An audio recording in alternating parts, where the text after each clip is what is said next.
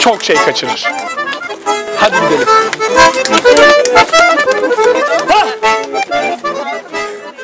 Pirigova Açık Hava Müzesi'nden herkese merhabalar.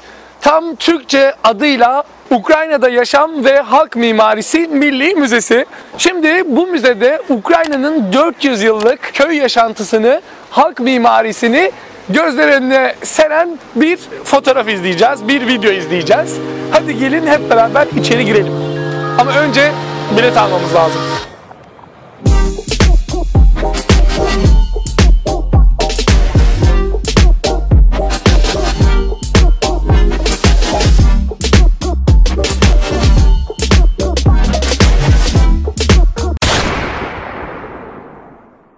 And today we are also with Sophie.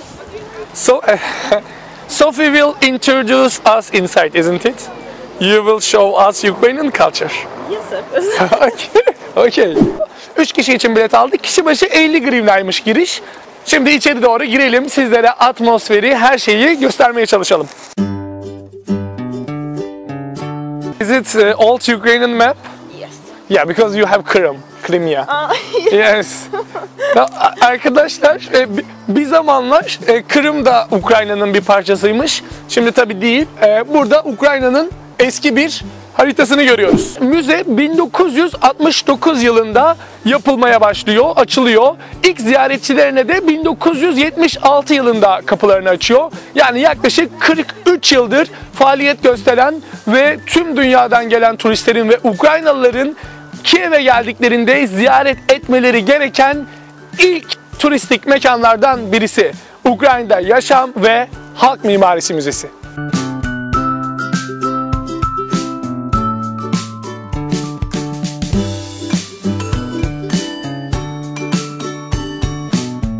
Sophie, come, let's come. So what is that? Like, I want you to tell us. What is... Yeah. So what is name of this? Вышиванка. Vyshivanka'ymış abi. Vyshivanka. Old cultural clothes. But also for men is Vyshivanka. Yes. Vyshivanka. Vyshivanka'ymış. Dobriden. Добрый день. Dobriden. Şu an Pirigova Avrupa'nın en büyük açık hava müzesi. Tam 1.3 milyon metrekare alan büyüklüğünde. Yani yanlış duymadınız. Şu alan 1.3 milyon metrekare büyüklüğünde. Şimdi hep beraber tabii yürüyerek gezmek tüm gününüzü alabilir. Ben güzel yerlerini size göstermeye çalışacağım.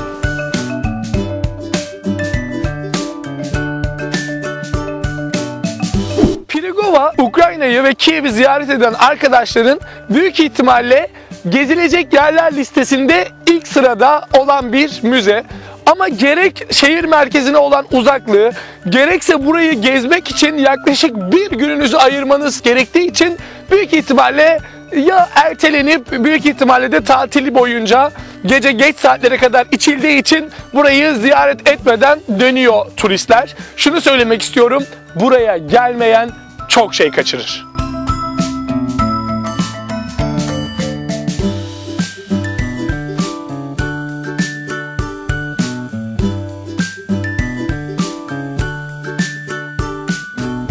Abi bu bina 18. yüzyılda kullanılan, yani yaklaşık 200 sene önce kullanılan Ukrayna mimarisine ait bir yapı. Gördüğünüz gibi burada, gel. Şunu çekmenizi istiyorum. Aynen, yüzlerce çalı var. Dokunup böyle hissedebiliyorsunuz. Gerçekten çok ayrı bir duygu yani. Şeye bakarsanız dikkatli, bacaya kerpiç bir ev olduğunu anlayabilirsiniz. Aynı zamanda fotoğraf çekilmek için çok güzel yerler. Because this place are so good for taking photo, isn't it? Yes. Yes. Yeah. Sophie de diyor ki, ben diyor okulda hani hocalarımız bize anlatıyordu bu nasıl yaşadıklarına dair eski Ukraynalıların. Şimdi çok daha güzel hayal edebiliyorum diyor.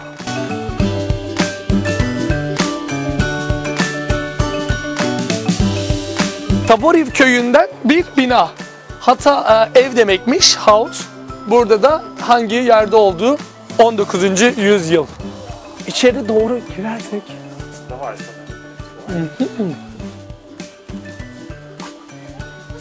Oh. Gel.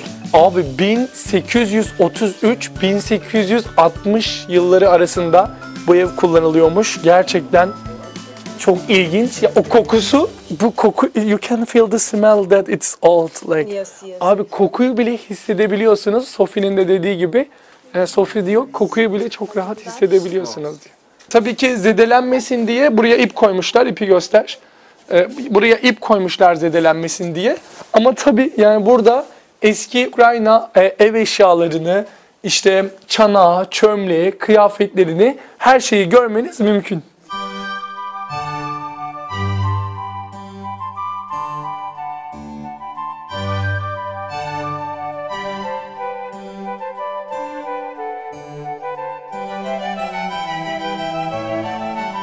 Az önce Türklerle karşılaştım. Gözlerim yaşardı. Gerçekten burada çok fazla Türk'ü görmek mümkün değil. Şimdi arkamda gördüğünüz ahşap bir kilise. Abi Serkva 1742 yılından kalma bir kilise. Muhtemelen videonun bir yerinde göreceksiniz. Ben buraya aslında geçen pazar gelmiştim. Tam 1000 kişilik bir kuyruk vardı. 1000 kişilik. Tabii o gün giremedim çünkü çok fazla beklemem gerekti. Ama neden aslında insanların tarihine bu kadar meraklı, kültürüne meraklı ve saygılı olduğunu görüyorum. Çünkü her yerde kültürleri, doğasını korumuşlar. Çok güzel bir şekilde de turistlere de kendi insanlarına da sergiliyorlar.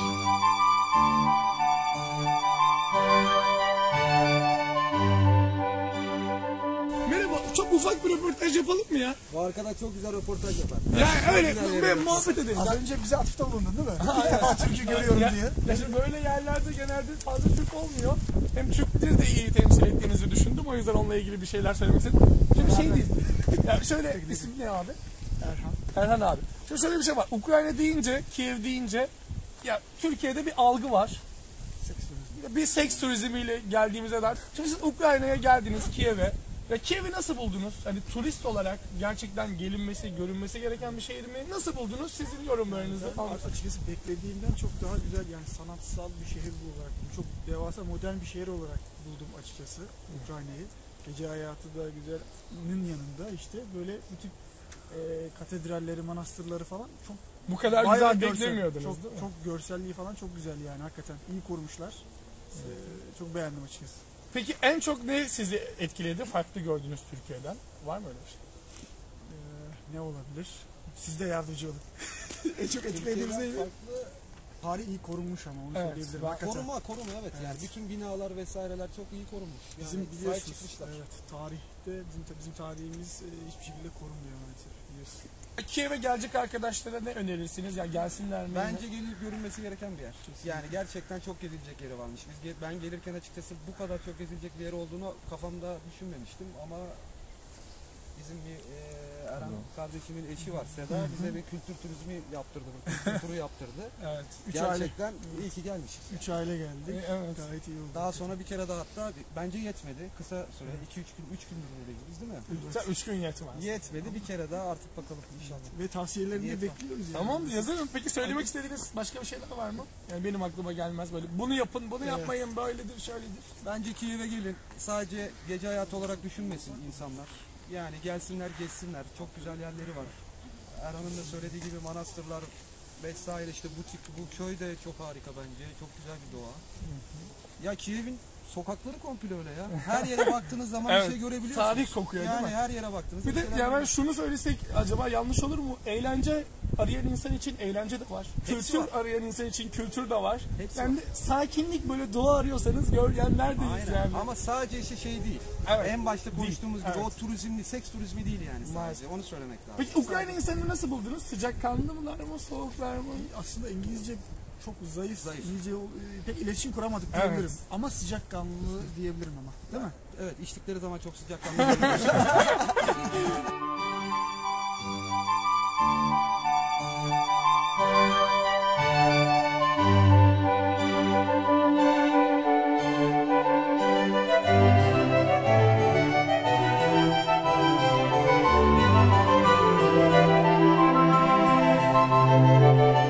Burada diyor ki bak diyor bizim ineklerimiz bunu yiyor diyor. Bizim inekler de bunu yiyor.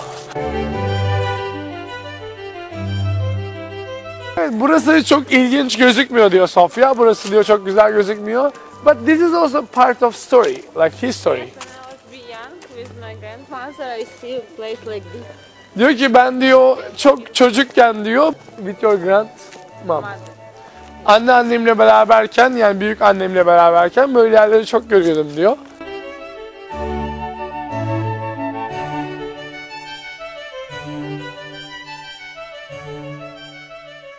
Abi Ukrayna'ya gelen birçok kişi bana soruyor. Hediyelik eşya Türkiye'ye ne götürebiliriz? Çikolata mı götürelim?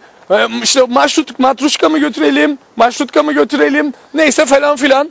Abi burada inanılmaz fazla güzel hediyelik eşya var. Ukrayna yöresine ait çalgılar, çengiler, flütler falan ve çok uygun fiyata. Şurada bir göstermek istiyorum. Çok birbirinden güzel böyle. Aynı zamanda Ukrayna'da yöresel müzik aletleri. Burada görüyorsunuz. İşte çeşitli flütler. Hem Ukrayna yöresini, Ukrayna kültürünü simgeliyor. Hem de buraya geldiğinizde bu açık hava müzesine katkıda bulunursunuz. Türkiye'ye götüreceğiniz çoğu eşyayı sevdiklerinize buradan almanızı tavsiye ederim. Abi şimdi Sofya ufak bir hediye alacağım. Çorap alsak olmaz. Çorap olmaz. Ne alalım? Taç var şurada. Taç alalım. Добрий день, это скільки? 120. 120. O, dorogo. Это ручная работа, handmade. Это делается. Handmade. Hı hı. Abi ev yapımı bir taç. 120 grivnaymış. Böyle üstünde de yazıyor. 120. 120. 100 grivnayı aldım. 120'miş ama Çingene pazarlarını her yerde yapıyorum. 100 grivnayı aldım. Dışarınacağı koyuyor. Şimdi bunu hediye edeceğiz şeye. Siz de buraya geldiğinizde hediyelik eşyaları buradan almanızı tavsiye ederim. Çok güzel magnetler falan. Bir de uygun. Gayet uygun. Çok pahalı değil. Koşa koşa bunu Sofia'ya takalım. Abi kız alkolü bulmuş. Добрий день. Добрий день. Добрий день. Ага. Это водка? Да. Ukrainian. Дуже добре. Горілка, так? Горілка. Самогонка. Дуже добре. Это дуже добре. Pişti oynuyorlar.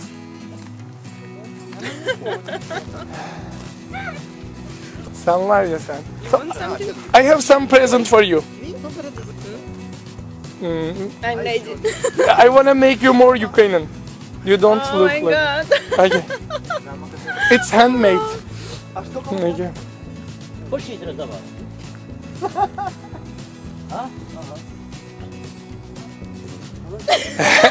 Tamam.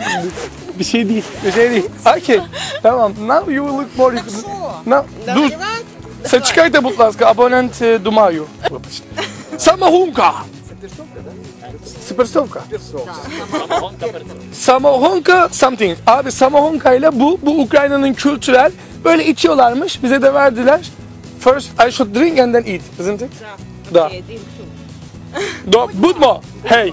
Budmo. Hey. Budmo. Гей! Гей! Ура! Україна, Туреччина! Ура!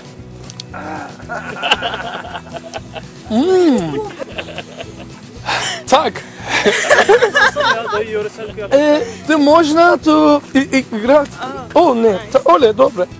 Український козак. Український казак, я теж. Я. Вибач. Український дансе гопак. Дансе, готпак, окей, добре. І танцювати. О!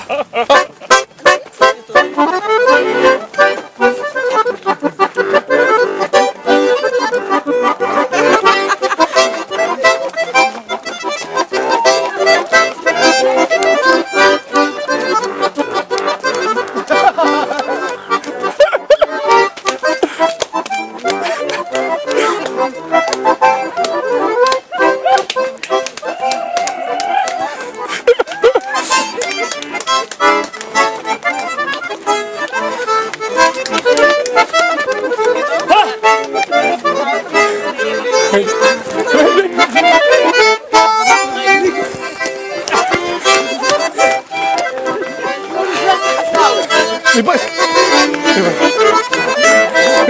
Let's go.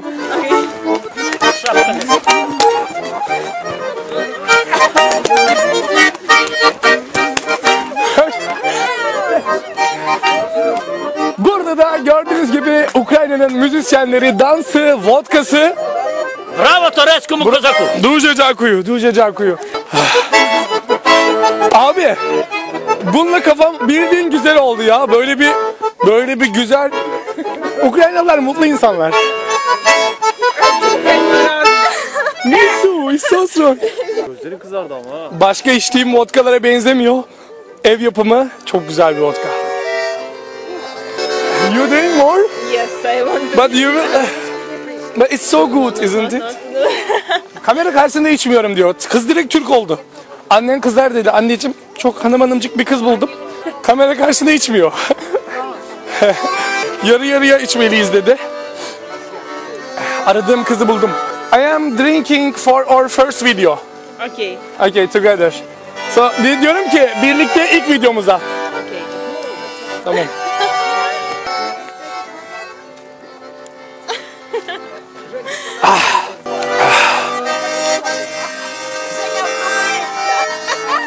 Bir kadının en seksi olmadığı an turşu yediği andır.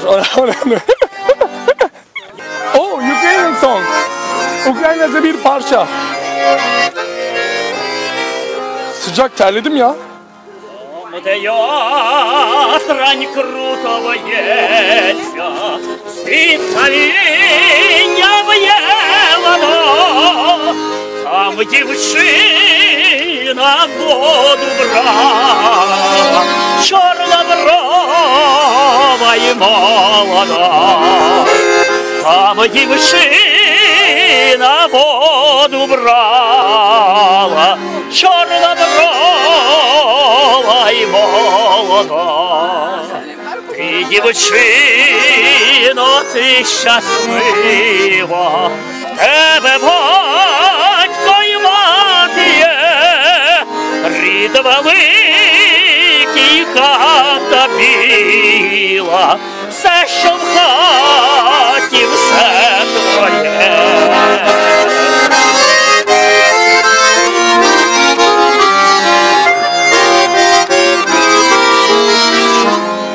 А я бідний, безталанний, степ широкий наш мій сват. Kafamız daha güzel olmadan biz başka müzenin başka bölümlerine doğru ilerleyelim en iyisi. Kafamız yoksa çok güzel olacak. Burada da ilginç bir yer var ama önce size burayı göstereyim.